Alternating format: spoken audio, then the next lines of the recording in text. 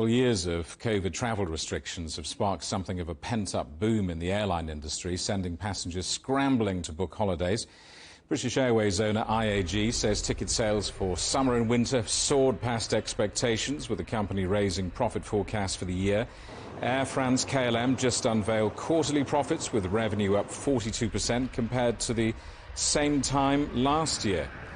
But the surge in air travel is, of course, raising concerns about the potential impact on the environment.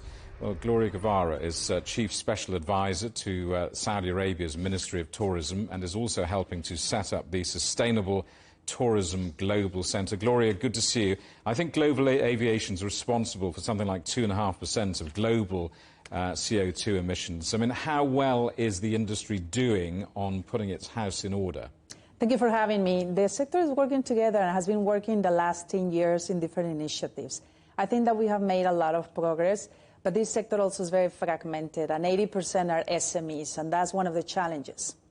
How do we help the little restaurant, the little hotel, the transport company to become neutral zero if they don't have the right resources and the support? And I think there's an opportunity to work together and to move faster in this transition, not only aviation. But presumably it is aviation that's the biggest polluter, the biggest offender? It's not the biggest. Actually, there are so many others, and we need to look at this with a holistic approach. That's why Saudi is funding this very important center. Let me give you one example. 8% of the greenhouses is due to food waste. Food waste. And 40% of the food waste, I don't know if you have heard, developing countries, is between the production to the market. And in developed countries, it's from the market to the fork, to the plate. Can we reduce food waste?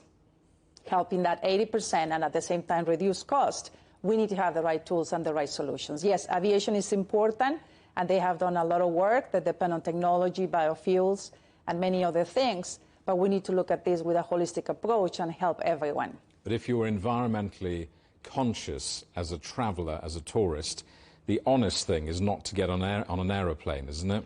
No, that is not the case, because if you stop traveling, what happens? You don't provide funds to these people in countries that they require the money for the way of living, and then you have other sources of income that they create a bigger impact in the environment. For instance, during COVID, you will see that people were not traveling. We saw an increase in illegal poaching. We saw an increase in deforestation. Because why? They were cutting trees to be able to plant in order to have more agriculture. And that had a greater impact in the environment. So not traveling is not the solution. Actually, the other sources have a greater impact, because traveling also provides income in the table in a lot of depending countries in the sector. The airlines are an easy target in a sense, because we're used to kicking them. They are offenders. What can we do as individuals? Let's put their responsibility to one side for a moment. But as individuals, what can we do to be more environmentally responsible, more sustainable as travellers? That's a great question, and you can do a lot. As an individual, first of all, you need to look at your choices. Your choices is, are you choosing restaurants? Are you reducing your food waste, for example? That's important in your house, in the places that you go, the places that you eat. The use of plastic, for instance. Plastic accounts for a lot of the footprint as well. 2 million plastic bags are used every minute, as an example, and a lot of that trash into the oceans. We need to reduce the use of plastics. We need to move to renewable energy. And at the same time, we need to select hotels, restaurants, and transport companies that they use renewable energy and that they are more sustainable. So we as travelers have a responsibility. Do not demand 100 options in the breakfast. Are you going to eat 100 different dishes in the breakfast? Can you live with less if you're going to eat only 2, right?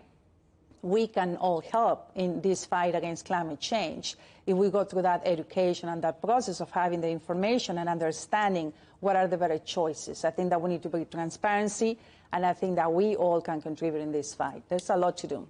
What does the net zero holiday look like when we eventually get there? What does it look like? I think the net zero holiday means that every time that you travel should be better for the planet, should be better for the environment, and should be better for the community. So that you have a chance of offset. For instance, right now we can be offsetting your flights, that you stay in a hotel that has sustainable practices, that you reduce your waste of food while you travel, you don't use plastic, and you make the right decision so that, and very important, you buy local products because they need to be sourced locally so that you help communities, and while they are sourced locally, you're helping not only the community, but you're also helping the footprint.